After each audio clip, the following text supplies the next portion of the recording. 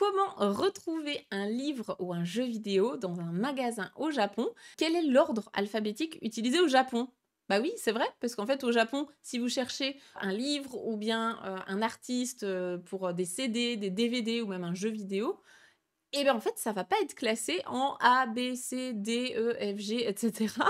C'est pas du tout le même ordre alphabétique que chez nous. Et ça, je me suis fait avoir, et bah, la première fois que j'ai cherché un CD au Japon, je cherchais un artiste. Alors c'est un groupe, un vieux groupe de visual kei, je pense qu'il y a pas grand monde qui va connaître, mais c'est un groupe qui s'appelle Daoto, sauf que ça s'écrit D, donc la lettre D, égale out, O-U-T. Sauf que moi, je pensais que ça se prononçait peut-être genre D ou D out. Et donc moi, qu'est-ce que je fais? Bah, je vais chercher le rayon D. Et je cherche, je cherche, je cherche. Je me dis, mais il n'y a pas de rayon D, il n'y a pas de A, B, C, D. Et je voyais pas non plus le début. Je voyais donc le A en début, comme nous, comme chez nous. Sauf qu'après, je voyais pas de B. Et je me suis dit, mais mince, je comprends pas. Donc je suis allée demander au vendeur, bonjour, je voudrais un album donc je prononçais ça D out, il a jamais compris. Je lui ai écrit et il m'a dit, ah, Dauto. Ok. Et là, il m'emmène assez loin dans l'alphabet. Je me dis, mais c'est bizarre, D, c'est quand même au début de l'alphabet. Et c'est là où j'ai compris que les Japonais, dans les magasins de CD, de livres, de jeux vidéo, etc., ils vont ranger ça par l'ordre alphabétique japonais. Donc, l'alphabet japonais, il commence par les 5 syllabes A, I, U et O, enfin, les 5 voyelles principales japonaises. Donc A, I, U et O. Donc ça va être dans cet ordre-là. Tout d'abord, tu as tous les A, puis tous les I, puis tous les U, puis tous les E, puis tous les O. Et après, tu as les K, suivis des GA. Parce que GA, c'est un K avec des tenten. Donc tu vas avoir tous les K, puis tous les GA. Et ensuite, ça passe au Ki, puis tous les dérivés de Ki, donc Kya, Kyu, Kyo, par exemple. Puis tous les Gi, et tous les dérivés de Gi, donc Gya, Gyu, Gyo, etc.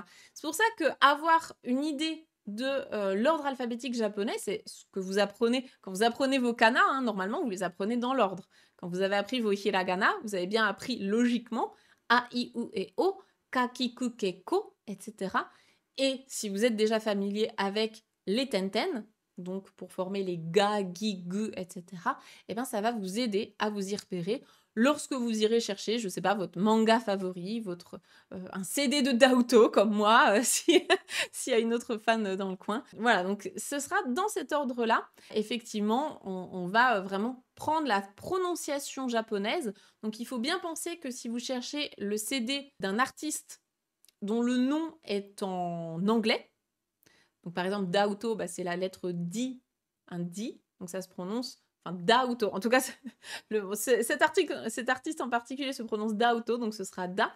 Mais par exemple, si vous prenez, je sais pas, allez, Michael Jackson, par exemple, vous avez envie d'avoir un CD japonais de Michael Jackson. Alors, il faudrait voir s'il le range à Ma ou à Ja. Mais dans tous les cas, ce sera bien Michael et Jackson. Donc, c'est soit Ma, soit Ja. En tout cas, il faut bien penser en katakana. Ça va être décomposé en katakana. Et ça va être pareil pour tout le reste.